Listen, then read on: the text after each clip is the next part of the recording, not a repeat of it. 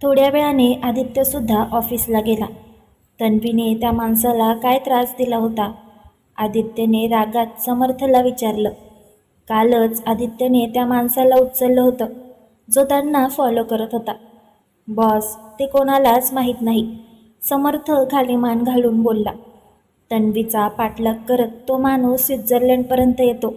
ते काय येतो हे कळत नाही, आदित्यने रागात विचारलं. बॉस, त्याला फक्त लक्ष ठेवायला सांगितलेलं, ती कुठे जाते काय करते ते बघायला. कोणी सांगितलं ते सुद्धा त्याला माहीत नाही. एक कोड वर्ड ठरला आहे, जो तो वर्ड त्याला सांगेल त्यालाच तो तन्वी मॅमची माहिती देणार. पैसे ऑनलाईन ट्रान्स्फर केले आहेत आधीच, समर्थने सांगितलं. ही मुलगी म्हणजे कधी काय करेल ते सांगता येत नाही. आदित्यने एक दीर्घ श्वास घेत पुटपुटला. तन्वीबद्दलची सर्व माहिती मला माझ्या टेबलवर हवी, आदित्य म्हणाला. ओके बॉस, समर्थ म्हणाला. तन्वीची माहिती काढायला सांगून आदित्यने कामाबद्दल अपडेट घेतल्या. बॉस, त्याचं काय करायचं? समर्थने साशंक नजरेने विचारलं. थोडे दिवस थांब, काहीसा विचार करत आदित्य बोलला. त्याचं लक्ष अजूनही समोर असलेल्या स्क्रीनवर होतं, पण कदाचित डोक्यात विचार काहीसे वेगळे चालू होते. समर्थ, व्हॉट अबाउट निलेश? लॅपटॉपमधली नजर वर करत आदित्यने विचारलं. तो यात नाही, समर्थने सांगितलं. ओके, मला दिल्ली ब्रांचचे रिपोर्ट मेल कर, आदित्यने सांगितलं. तसं समर्थ बाहेर निघून गेला. तन्वी मीटिंगसाठी आली होती. तिकडे ती सोडून अजूनही काही कंपनीचे रिप्रेझेंटेटिव्ह आले होते, जे त्यांच्या कंपनीचा प्रोजेक्ट सबमिट करणार होते. एक ठराविक वेळ सर्वांना दिला होता. त्या वेळेतच त्यांना त्यांचं वर्क एक्सप्लेन करायचं होतं. एक एक करून सर्व आपापला प्रेझेंटेशन देत होते. ती मीटिंग आटपायला दुपार झाली. फायनल डिसिजन ते मेल करून सांगणार होते. त्यामुळे मीटिंग संपल्यावर तन्वी लगेच तिच्या ऑफिसला निघून गेली. हश, झाली एकदाची मीटिंग. तिच्या कॅबिनमध्ये आल्यावर निवांत बसत तन्वीने प्रियाला सांगितलं. प्रिया काहीशा तिच्या विचारत होती. Priya, why are you so tensed? तिच्याकडे बघत तन्वीने विचारलं. शिवकांत आणि निलेश काल भेटले होते, प्रियाने सांगितलं. ओ, दुश्मन का दुश्मन अपना दोस्त. गुड, दोघांवर लक्ष ठेव. आदित्यला समजू देऊ नकोस, नाहीतर तो डॅडला सांगेल. काहीच आठवत. हे वेट, आदित्यला माहीत आहे, त्याने माझ्यासाठी बॉडीगार्ड ठेवलेत, तन्वीने चिडत प्रियाला विचारलं. प्रियाने फक्त होकारार्थी मान हलवली. पुढच्या 2 दिवसात त्यांना गायब करायचं, तन्वीने फरमान काढलं. यावेळी असू देत, ते तुझ्यासाठी. प्रिया काही बोलणार त्याआधी तन्वीने तिला अडवलं. It's just a contract marriage. त्यांनी माझ्यासाठी काही करावं, तेही असं काही, हे मला नको आहे. सेकंड थिंग, तुलाही माहीत आहे मी कशात अडकणार नाही, सो यांना पळवायचं, तन्वीने खिडकीतून खाली बघत सांगितलं. ते नाही जाणार, स्पेशल आहेत, प्रियाने त्यांची माहिती दिली. स्पेशल ट्रीटमेंट मी करते मग, तन्वी हसतच बोलली. तन्वी, आता तरी शांत.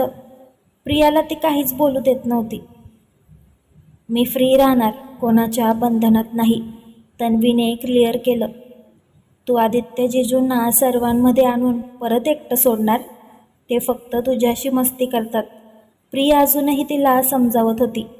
मस्तीचं नाव घेताच तन्वीला ते फोटो आठवले, जे आदित्यने काढलेले. तसं तिच्या चेहऱ्यावर हसू आलं, जे प्रियाच्या नजरेतून सुटलं नव्हतं. तन्वीने स्वतःला लगेच सावरत नॉर्मल चेहरा केला. जे आपलं नाहीच आहे त्यावर हक्क नसतो गाजवायचा, तन्वीने सांगितलं. तुला काय माहीत पुढे काय होणार ते, प्रियाने विचारलं. मी लग्नाच्या बंधनात अडकणार नाही हे मला माहीत आहे, तन्वीने सांगितलं. तसे एक उसासा सोडत प्रियाने हिचं काही होऊ शकत नाही या अर्थाने मान हलवली आणि बाहेर निघून गेली. इकडे तन्वी खिडकीच्या बाहेर बघत काहीशा तिच्याच विचारात अडकली होती.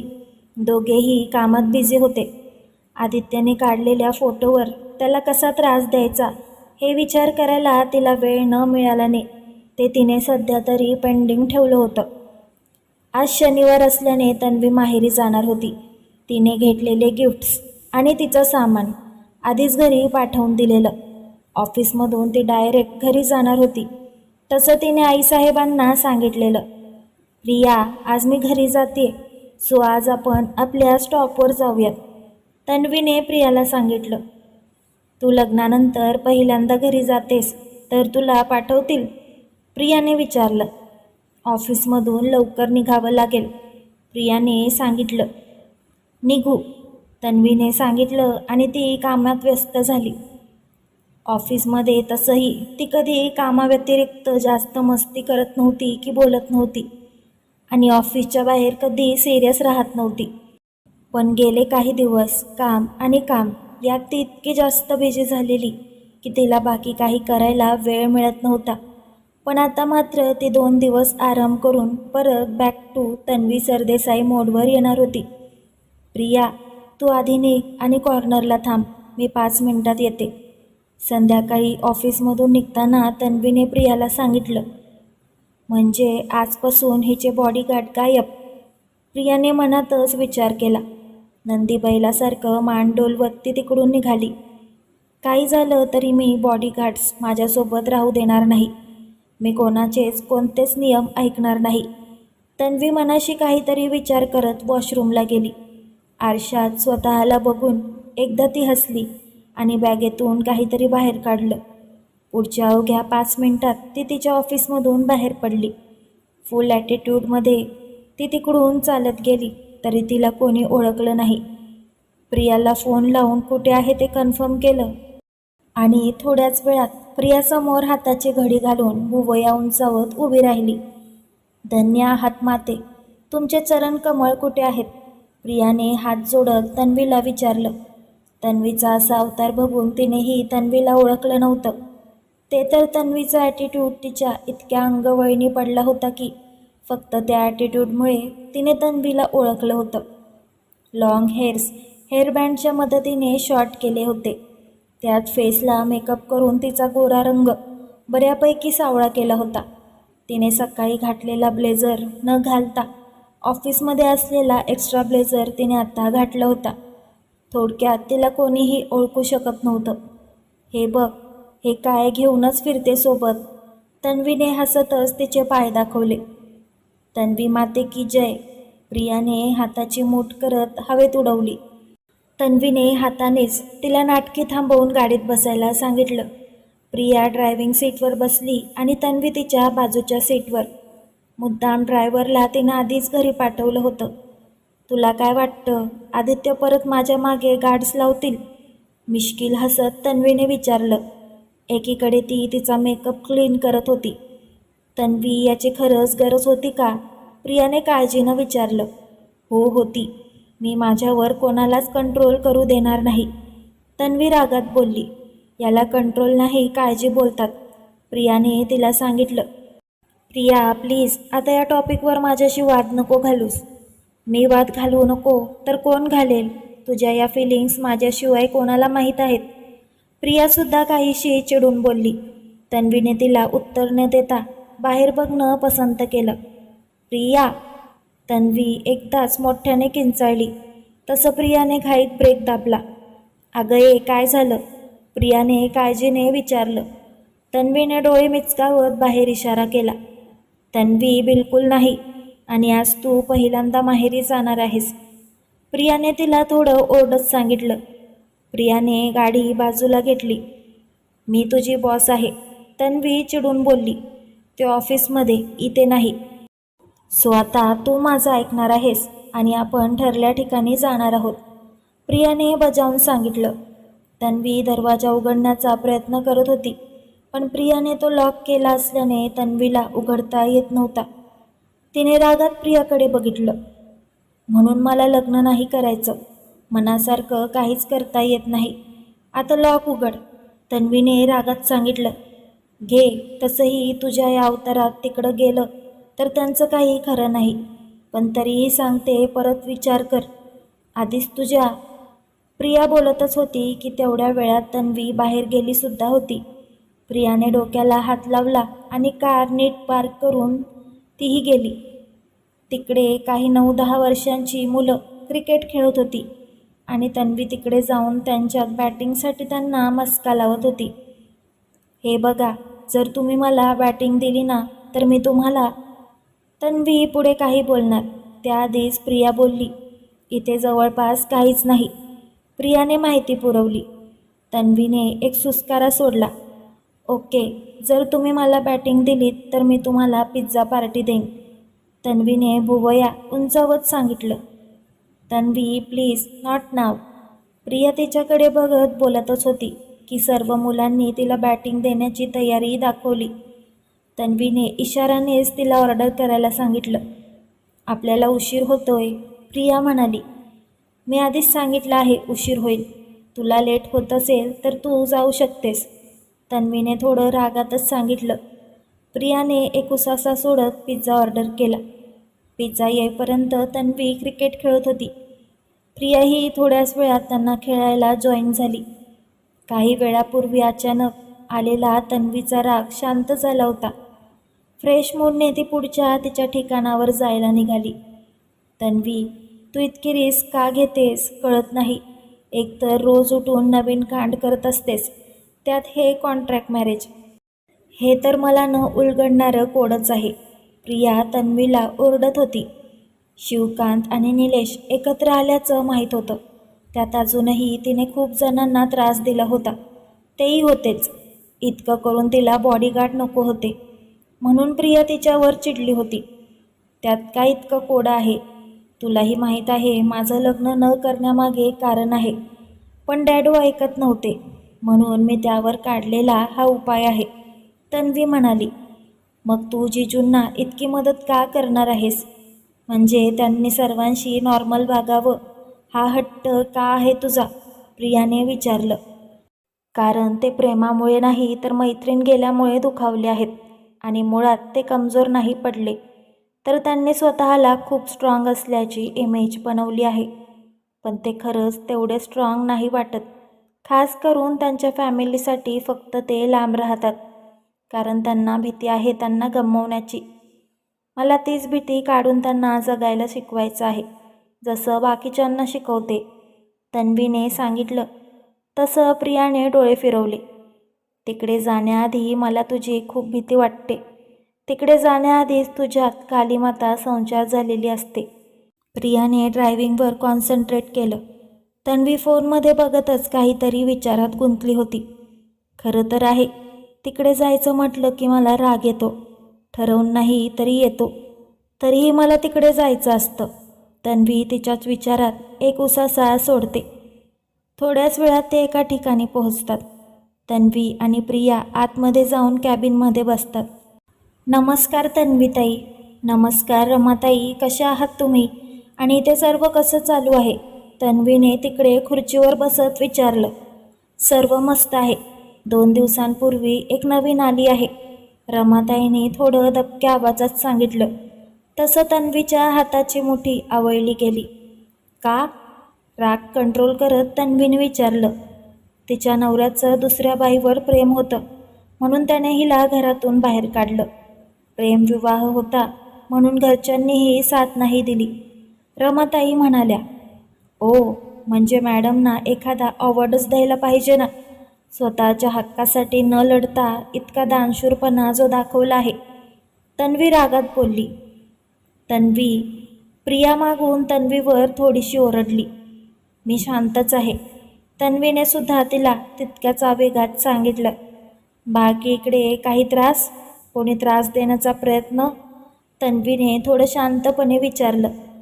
नाही ताई, असं काही नाही, रमाताईने सांगितलं. ठीक आहे. काम कसं चालू आहे? तन्वीने प्रिया आणि रमाताई दोघींकडे बघत विचारलं. डिलेव्हरी ऑन टाईम असते. क्वालिटी चांगली असल्याने डिमांड वाढत आहे, प्रियाने सांगितलं. तसं तन्वीची नजर रमाताईकडे गेली. छान चालू आहे. नवीन मुलगी पण खूप छान काम करते आणि बाकीच्यांना नाही जमत ते शिकवते सुद्धा, रमाताईंनी सांगितलं. बोलवा तिला, नंतर बाकीच्यांना भेटते, तन्वीने सांगितलं. रमाताईंने एक फोन करून नवीन मुलीला पाठवायला सांगितलं. ती येईपर्यंत त्या तिघी बाकीच्या काही गोष्टी बोलत होते. थोड्याच वेळात ती मुलगी आली. रमाताईंनी ती आल्याचं सांगितल्यावर प्रिया आणि तन्वीने पाठी बघितलं. त्या मुलीला बघताच प्रियाचा हात तोंडावर गेला आणि डोळे मोठे झाले. तन्वी जागेवरून उठली. तन्वी नो. प्रिया बोलतच होती की तिचा आवाज घशात अडकला. ते एक सटकच्या आवाजाने. तन्वीने त्या मुलीच्या गालावर एक लावून दिली होती. रमाताईसुद्धा शॉक होऊन बघत होत्या. तन्वी तिकडे रागीट वागायची, पण असं कधी वागलं नव्हती. ती मुलगी गालावर हात घेऊन तन्वीकडे बघत होती आणि दुसऱ्या क्षणी तिने तन्वीला मिठी मारली. I want you. तन्वीचा आवाज जड झालेला. प्रियाचे डोळेही पाणावले होते. तन्वी तिला डोक्यावर थोपटत शांत करत होती. तुम्ही हिला ओळखता? रमाताईंनी स्वतःला सावरत विचारलं. प्रियाने फक्त होकारार्थी मान हलवली. तन्वीचा मार लागल्याने ती अजूनही गाल चोळत होती. आता बऱ्यापैकी शांत झालेली. प्रियाने तिला खुर्चीवर बसवत पाणी प्यायला दिलं. तिनेही एका घोटात ते संपवलं. रमाताईंचा प्रश्न अजूनही अनुत्तरितच होता. तुम्हाला ही कुठे भेटली? प्रियाला विचारायला जमत नव्हतं, तरी तिने कसं तरी विचारलं. ती रेल्वे ट्रॅकवर जीव द्यायला गेलेली. तिकडे असलेल्या लेडी कॉन्स्टेबलने तिला अडवलं. त्या हिला लेखी कंप्लेंट द्यायला सांगत होत्या, पण तिने नकार दिला. त्यानंतर त्यांनीच तिला इथे आणून सोडलं. रमाताईंनी माहिती पुरवली. रमाताईंनी त्या तिघींकडे बघितलं तर तन्वी त्या मुलीचा हात हातात घेऊन बसली होती आणि प्रियाने तिच्या खांद्यावर हात ठेवला होता. तुम्ही हिला ओळखता? रमाताईंनी परत विचारलं. आता त्या तिघी बऱ्यापैकी सावरले होत्या. हो, ही कृतिका, आमची बालमैत्रीण. आम्ही एकाच शाळेत होतो, अगदी 12वीपर्यंत. आणि नंतर तन्वी बोलता बोलता थांबली आणि एक रागाचा कटाक्ष कृतिकावर टाकला. कृतिकाने तिची नजर लगेच खाली झुकवली. नंतर मॅडम प्रेमात पडल्या नाही, आपटल्या. परत कृतिकाकडे रागात बघत. त्यांचं प्रेम इतकं होतं की घरच्यांच्या विरोधात जाऊन अगदी 18व्या वर्षीच लग्न केलं. इतवरच त्या थांबल्या नाहीत, तर कोणाशी संबंध नको म्हणून मुंबई सोडून कुठेतरी निघून गेल्या. त्यानंतर आज समोर येत आहेत. तन्वी तिच्याकडेच बघत रागात बोलली. ती अजूनही खाली मान घालून होती. 7 वर्ष झाली हिला जाऊन, तन्वी परत बोलली. थोडा वेळ तिकडे नीरव शांतता होती. कोणी काहीच बोलत नव्हतं. तू इकडे राहणार नाहीस. मी डॅडूला सांगून घरी राहण्याची व्यवस्था करते. तन्वी कृतिकाला बोलली. नाही, प्लीज नको. मी घरी जाऊन आले, पण सर्वांनी नाकारलं. आणि आता माझ्यामुळे अजून कोणाला त्रास नाही द्यायचा. मी इकडेच राहीन. इथे राहून स्वतःसाठी काहीतरी करेन. कृतिका म्हणाली. अगं, पण इथे राहून तू कसं? आय मीन, तू खूप हुशार आहेस. जर बाहेर पडलीस तर तू जास्त चांगलं काही करू शकतेस. तुला इथे कदाचित इतका स्कोप नाही मिळणार जितका बाहेर पडलीस तर मिळेल. प्लीज नको. मला जितकं वाटेल तोपर्यंत मी इथे राहू. मी नक्कीच बाहेर प्रयत्न करेन काही करण्याचा, पण यावेळी मला माझ्या हिमतीवर करायचं आहे. कृतिकाने रमाताईंकडे बघत विचारलं. त्यांनी खाली बघितलं. तुझं शिक्षण? तन्वीने विचारलं. तिने खाली मान घातली. वाटलंच होतं मला. तन्वी तिरकसपणे बोलली. प्रिया फक्त ऐकत होती. पुढे काय करणार आहेस? इतका वेळ गप्प असलेली प्रिया बोलली. माहीत नाही, कृतिका म्हणाली. काही मदत लागली तर सांग. तन्वी, चल बाकीच्यांना भेटू. प्रियाने तन्वीला थोडं कडक शब्दात सांगितलं. आर यू शुअर तुला इथे राहायचं आहे? तन्वीने तिच्याकडे बघत विचारलं. तिने फक्त मान हलवत होकार दिला. रमाताई, हिला काही लागलं तर लगेच मला किंवा प्रियाला इन्फॉर्म करा. आणि तू पुढचं शिक्षण कंप्लीट कर. मी आणि प्रिया बाकीचं बघून घेतो, तन्वीने सांगितलं आणि ती तडक बाहेर निघून गेली. रमाताई, ही इथे? तन्वी गेल्यानंतर कृतिकाने रमाताईंना विचारलं. ही संस्था त्यांचीच आहे. 2 वर्षापूर्वी सुरू केली. रमाताईंनी माहिती दिली आणि त्याही तन्वीच्या मागे निघून गेल्या. रमाताई बाहेर येताच तन्वीने त्यांना दीपालीबद्दल विचारलं. दीपालीला घरातच कोंडून ठेवलेलं. जणू बाकीच्या जगाशी तिचा काहीच संबंध नाही. मारहाण होत होती ते वेगळं, म्हणून ती घर सोडून पळून आलेली.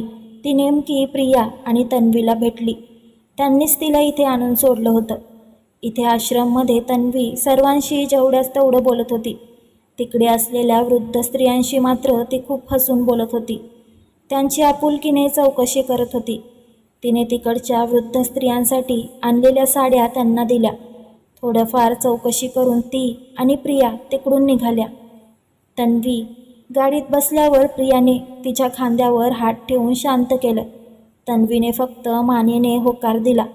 प्रियाने गाडी थेट त्यांच्या नेहमीच्या अड्ड्यावर घेतली. दोघींच्या घरापासूनच काही अंतरावर एक तलाव होता. शहरात असला तरी तिकडे रात्रीच्या वेळात जास्त लोक नसायचे. जवळ असलेल्या स्ट्रीट लाईटचा प्रकाश आणि नीरव शांतता तिच्या मनाला सुद्धा ती शांत करत होती. तन्वी, तिकडे गेल्यावर तुला काय इतका राग येतो? तन्वीला शांत बसलेलं बघून प्रियाने विचारलं. नेहमी हा प्रश्न विचारलाच पाहिजे का?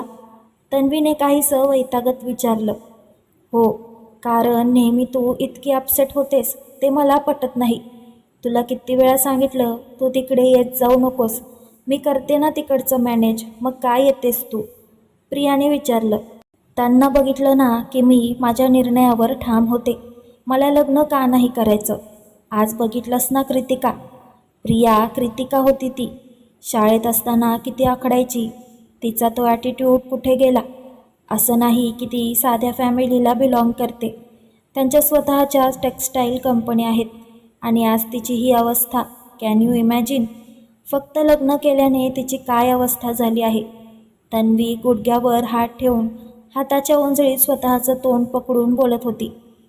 तिने चुकीच्या माणसाची निवड केलेली म्हणून तिच्या बाबतीत असं झालं. मला माहीत आहे तुला लग्न नाही आवडत, पण सर्वांच्या बाबतीत तसं नसतं ना. आणि ज्यांच्यावर अन्याय होतो त्यांच्यासाठी तू संस्था काढली आहेस ना, त्यांना स्ट्रॉंग बनवण्यासाठी. प्रिया तिला समजावत होती. ती ओंजळी स्वतःचा चेहरा लपवून स्वतःला शांत करण्याचा प्रयत्न करत होती. मॉम, नेहमी अशी मारहाण स्त्रियांनाच का सहन करावी लागते? तन्वीने मॉमला विचारलं. 20 वर्षांची तन्वी समोर चालू असलेल्या बातम्या बघत मॉमला विचारते. नुकतीच टीव्हीवर बातमी झलकलेली. घरगुती वैमनस्यातून आत्महत्या केली. सर्वांच्या बाबतीत तसं नसतं तन्वी. काहींना खूप प्रेम करणारे जोडीदार भेटतात, एकमेकांना सांभाळून घेतात. आता तुझे डॅडू आणि मी एकमेकांना घेतो समजून तसंच असतं. मॉम तिला समजावत होत्या. मॉम, पण लग्न झाल्यावर आमच्यासाठी तू पण तुझा जॉब सोडलासच ना. काकेचं सुद्धा तसंच. लग्न झाल्यावर स्वतःची ओळख निर्माण करताच येत नाही का? आणि तसं असेल तर मी लग्नच करणार नाही. आणि मी या अशा स्त्रियांसाठी त्यांना लढायला शिकवण्यासाठी नक्की काहीतरी करेन. मी डॅडचा बिझनेस जॉईन करून स्वतःची ओळख तर बनवेनच, पण हे असले स्त्रियांना कमी लेखतात त्यांनासुद्धा अद्दल घडवेन. तन्वी रागात समोर बघत बोलली. जॉब सोडून घराची जिम्मेदारी घेणं आमच्या दोघींचा निर्णय होता. कोणीही आम्हाला जबरदस्ती केली नव्हती आणि सर्वांच्याच बाबतीत तसं नसतं. मॉमने खूप समजावलं. चंचल आणि मस्तीखोर तन्वीचा हा राग क्षणिक असेल समजून मॉमने दुर्लक्ष केलं. पण जसं वेळ जात होता तसं तिचा राग वाढतच होता. तिने डॅडचं ऑफिस जॉईन केलं आणि मस्तीसोबतच काम करू लागली. वर्षभरातच तिने स्वयंसिद्धा नावाची संस्था सुरू केली, ज्यात शोषित महिलांना आत्मनिर्भर केलं जात होतं. तिला त्या शोषित होत्या म्हणून राग असायचा, पण तरी ती त्यांना मदत करत होती. त्या स्त्रियांना बघून तिने लग्न न करण्याचा निर्णय घेतला होता, पण घरचे खूप जबरदस्ती करत होते म्हणून ती बाहेरच्या बाहेर मुलांना पळवून लावत होती. नेहमी काहीतरी नवीन करायची, ज्याने ती मुलं तिला बघायला न येताच नकार देत होते. असेच तिने 3-4 मुलांना पळवलं होतं. आदित्यच्या बाबतीतसुद्धा तिने तसंच केलं, पण तरीही तो लग्नाला तयार झाला आणि म्हणूनच शेवटचा प्रयत्न म्हणून तिने कॉन्ट्रॅक्ट मॅरेजसाठी विचारलं. त्याने त्यासाठीही होकार दिला आणि महिन्याभरातच त्यांचं लग्न झालं. तन्वी, आता तुझं लग्न झालं आहे सो. प्रियाने तिच्या खांद्यावर हात ठेवला तशी ती तिच्या विचारचक्रातून बाहेर आली. ते फक्त काही दिवसाचं आहे, तन्वीने परत आठवण करून दिली. हो, पण ते आहे. पण जिजू चांगले आहेत. प्रिया तिचं मन वळवत होती. आम्ही बोलतो कमी आणि भांडतो जास्त, हे तुला नव्याने सांगायचं आहे का? तन्वीने त्रासिक चेहरा करत विचारलं. याला भांडण नाही म्हणत, कदाचित हीच तुमच्या नात्याची ओळख आहे, प्रियाने सांगितलं. तसं तन्वी कुस्तीक हसली. तन्वी, तू आज इकडे यायला नको होतीस. अगं, आज किती दिवसांनी तू घरी जाणार आहेस. इनफॅक्ट आज तू पहिल्यांदा माहेरी जाणार आहेस. तुला एक्साइटमेंट नाही का गं? प्रियाने विचारलं. आहे ना, पण मला सासरी पाठवायची घाई त्यांनाच झाली होती, तन्वी म्हणाली. तुझ्याशी बोलणं म्हणजे? असो, थोडा वेळ शांत बस, बरं वाटेल. प्रिया आणि तन्वी दोघी शांतपणे तिकडे असलेल्या बेंचवर बसल्या. थोड्याच वेळात प्रियाने ऑर्डर केलेलं चिकन ड्रमस्टिक आलं. प्रियाने ते ड्रमस्टिक आणि बॅगेत असलेला चॉकलेट तिला खायला दिला. तिकडेच बेंचवर बसून ती ते खात होती. यावेळी तिला कोणी बघितलं असतं तर कोणीही तिला ओळखलं नसतं की ती तन्वी आहे. ते खात खात बडबड करत होती, ज्याने ती रिफ्रेश होत होती. थोड्याच वेळात ती नॉर्मल मोडवर आली. ती नॉर्मल झाली तसं त्या दोघी घरी जायला निघाल्या. व्हॉट? समर्थला आलेल्या फोनने त्याची बंबेरी उडाली होती. त्याने डोक्याला हात लावला. तुम्ही CCTV चेक केले? समर्थने विचारलं. हो सर, आम्ही सर्व चेक केलं. CCTVत सुद्धा तन्वी मॅडम ऑफिसच्या बाहेर कुठेच जाताना दिसल्या नाहीत आणि त्या ऑफिसमध्ये सुद्धा नाहीत. तन्वीच्या बॉडीगार्डने फोन लावून समर्थला इन्फॉर्म केलं. कधीपासून त्या नाहीत? समर्थने विचारलं. 5 वाजल्यापासून. समोरून थोडा घाबरट आवाज आला. व्हॉट? 5 वाजल्यापासून मॅडम नाहीत आणि तू हे मला आता 9 वाजता सांगत आहेस? समर्थ भडकत बोलला. सर, मला वाटलं तन्वी मॅडम ऑफिसमध्ये काम करत आहेत आणि मी खाली वाट बघत होतो. मगाशी वॉचमॅनला विचारलं तर त्याने सांगितलं तन्वी मॅडमचं ऑफिस कधीच बंद झालं. पिऊन 8 वाजताच निघून गेला, तन्वीचा बॉडीगार्ड म्हणाला.